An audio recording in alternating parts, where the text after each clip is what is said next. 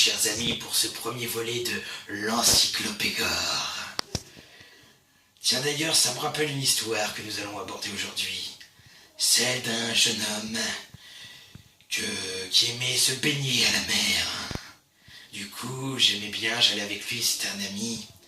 Et un jour, il m'a dit « Waouh, j'ai vu le parrain, j'ai vu plein d'autres films de gangsters et dans certains, ils finissent avec du plomb au niveau des pieds, enfin du ciment et ils coulent et ils font trempette avec les poissons. »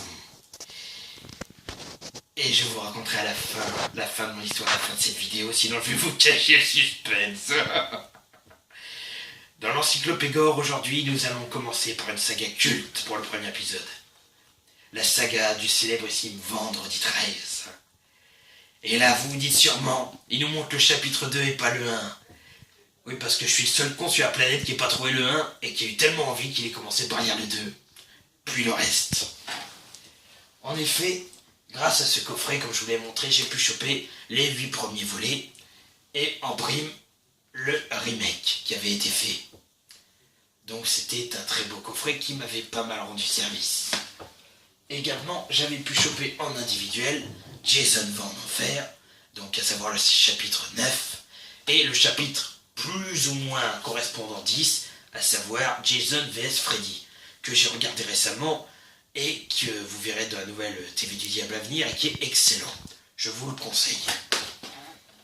Donc, pour cette série, comparément aux autres, je vais vous parler plus en détail, on va dire, que dans mes autres vidéos, de la série en elle-même. N'oubliez pas à la fin de la vidéo de me laisser des commentaires afin de savoir sur quelle prochaine série ou quel prochain film vous voulez que je vous parle plus en détail. Déjà, à savoir que Vendredi 13 est une des plus longues séries d'horreur existantes. Elle équivaut, Puppet Master si je dis pas de bêtises, au nombre de 11 films d'horreur. Parmi ceux-là, le tout premier, à savoir Vendredi 13, que je n'ai plus le premier titre en tête. J'appelle ça Vendredi 13, moi tout simplement. Donc réalisé par le célèbre j'ai du mal à parler, Sean Cunningham, donc qui a réalisé également les House, à savoir House 1 et House 2, qui sont des films d'horreur à très parodiques. N'entrez plus dans votre maison, vous n'en ressortirez pas. Donc dans ce premier épisode, qui a été incendié par la critique, qui l'ont quand même envoyé 2 fois pour des awards entre guillemets du pire film, mais qui a été très bien vu par, comment je pourrais dire, l'avis du public en lui-même, puisqu'il cumule à lui tout seul, le premier Vendredi 13, 600 000, j'ai du mal aujourd'hui, 600 000 entrées rien qu'en France, et surtout 40 millions de bénéfices par rapport au film en Amérique, et 20 millions à l'étranger, sachant que ce film avait été réalisé avec un budget très mince. Il avait donc été incendié par la critique comme film à petit budget très inefficace, avec des moyens et des effets spéciaux bas de gamme. Qu'il disait, pourtant la série a bien marché. Pour les acteurs qui ont joué Jason Voorhees au fil des épisodes, il y en a eu un bon paquet. Déjà, pour vous dire, des réalisateurs, il y en a eu 10 sur 11 épisodes. Le seul qui a fait plus de 2 films, c'était Steve Miller, donc pareil, qui a produit ou réalisé House, je ne sais plus lequel des deux, et aussi également Halloween 20 ans après. Et notamment, Steve Miller en a réalisé 2, c'est à voir Le Tueur du Vendredi, chapitre 2 et chapitre 3. Ce couillon n'a même pas fait le chapitre final. Je ne sais même pas pourquoi.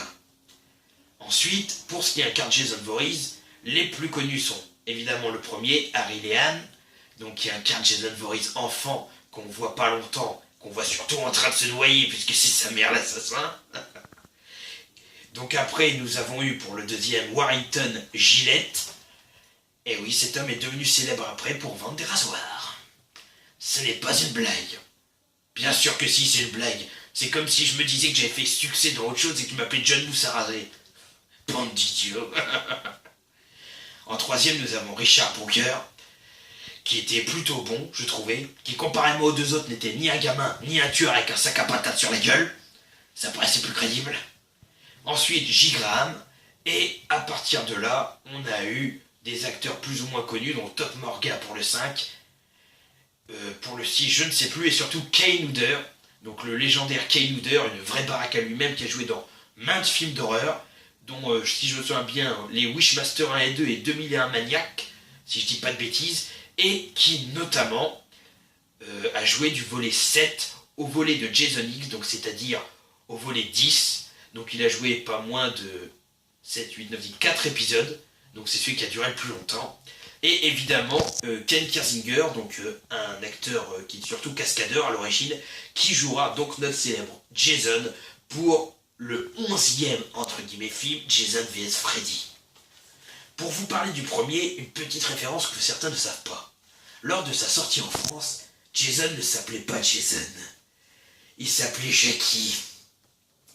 Du coup, vu que le film n'a pas marché dans la vraie vie, ce n'était qu'un rêve, et ben il est devenu star du porno, a trouvé une très jolie partenaire et ont fondé une chaîne qui a marché devant des millions de téléspectateurs. Et depuis ce jour, on dit merci qui? Merci Jackie et Michel. Et oui, ça c'est la réalité. L'horreur est devenue l'horreur du pénis. J'ai dit ce mot en live. Je n'en ai pas peur. Donc voilà, donc en gros la série Vendredi 13 est la série qui a fait naître entre guillemets le slasher, malgré que des séries à peu près similaires comme Halloween ou Freddy ont existé juste avant. Donc le slasher, pour vous expliquer le principe, un homme, des gamins, des morts, un meurtrier qui nique tout. Vous le prenez dans le langage que vous voulez, vous comprenez le principe. Donc, le premier Vendredi 13, comme tous les autres, se passe dans le même principe à peu près. Jason Voorhees, un enfant qui a été tué dans le camp de Crystal Lake, qui a été noyé parce que les surveillants ne le regardaient pas, vu qu'ils étaient en train de faire touche pipi entre eux, et que les gamins l'ont littéralement forcé à se balancer dans l'eau tellement ils l'aimaient pas, revient au bout du 2e épisode pour tuer tous ceux qui s'approchent de Crystal Lake. Que ça soit des jeunes, des vieux, de tous bords possibles. Et bizarrement, il ne meurt jamais. Il est électrocuté, enflammé, enterré, noyé, tout ce que vous voulez, mais il ne meurt jamais et trouve toujours une raison de revenir à la vie. Dans le premier épisode, on revanche chez sa mère, qui finit d'ailleurs décapitée, et dont on peut retrouver ce qui reste de crâne, comme sculpture dans la maison qu'habite Jason. Donc voilà, c'est une saga culte que tout le monde connaît, que tout le monde doit connaître, et que moi en particulier j'ai adoré. Il se place en 4e position dans mon top 5, et ce n'est pas pour rien.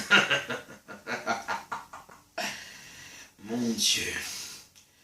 En même temps, ce qui est assez marrant, c'est quand même, quand vous voyez dans le 1, ça se passe 21 ans après la mort de Jason, qui était déjà gamin. Et malgré tout, au fil de l'histoire, hormis sa décomposition, on voit pas trop la différence d'âge.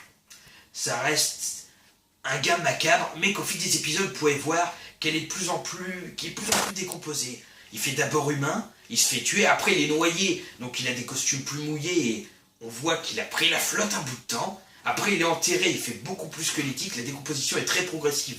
Les effets spéciaux sont améliorés avec le temps, et les morts sont toujours très originales. Ce qui donne beaucoup de suspense et beaucoup de potentiel à cette série qui est Vendredi 13. Notamment, quelque chose qui est très bien, c'est le choix des acteurs. Les acteurs qui incarnent Jason sont de plus en plus bons au fil des épisodes. Jason contre Freddy ont mis un max de pognon au niveau des effets spéciaux, et ça vous donne des effets spéciaux faits tant au numérique que de côté naturel. C'est-à-dire enflammer quelqu'un, c'est pas numérique, mais c'est un sacré rendu. C'est pas tous les jours qu'un acteur doit se faire brûler les miches pendant quelques minutes dans le même tournage. Donc pareil, des très bons effets, un tueur très bien personnifié avec son masque de hockey célébrissime, et surtout des acteurs qui jouent très bien, notamment un enfant qui doit tuer, qui est l'acteur qui joue notamment dans les Goonies, je n'ai plus le nom de ce jeune acteur, font que la série Vendredi 13 restera à jamais une série culte. Pour tous ceux qui veulent commencer dans l'horreur, voici la première des séries à vous conseiller, avec Freddy Halloween, Vendredi 13. Et ouais, que voulez-vous? Du coup, je terminerai cette encyclopégore en vous enseignant quelque chose de bien précis, qui est la fin de mon histoire. Donc, pour ce que je vous disais, ce jeune homme qui aimait tant regarder les films d'horreur, un peu à la Tony Montana, l'horreur entre guillemets humaine, qui est la mafia et le reste, et qui notamment me parlait de bottes en ciment, a fini enterré dans la mer. On a retrouvé son corps avec un sourire grand comme le mien, une belle couleur dorée en plein milieu du front avec un M et un G. Je vous dirai pas pour les initiales de qui. Et vous savez quoi, ce gamin-là? C'était mon meilleur pote. Tu flippes, le caméraman? Je t'offrirai des bottes en ciment pour ton anniversaire. A plus, c'est la chaîne de Mr. Gold l'associé diable. Et souvenez-vous, si on vous demande des histoires d'horreur, ne racontez pas des histoires qu'on a inventées. Racontez les miennes.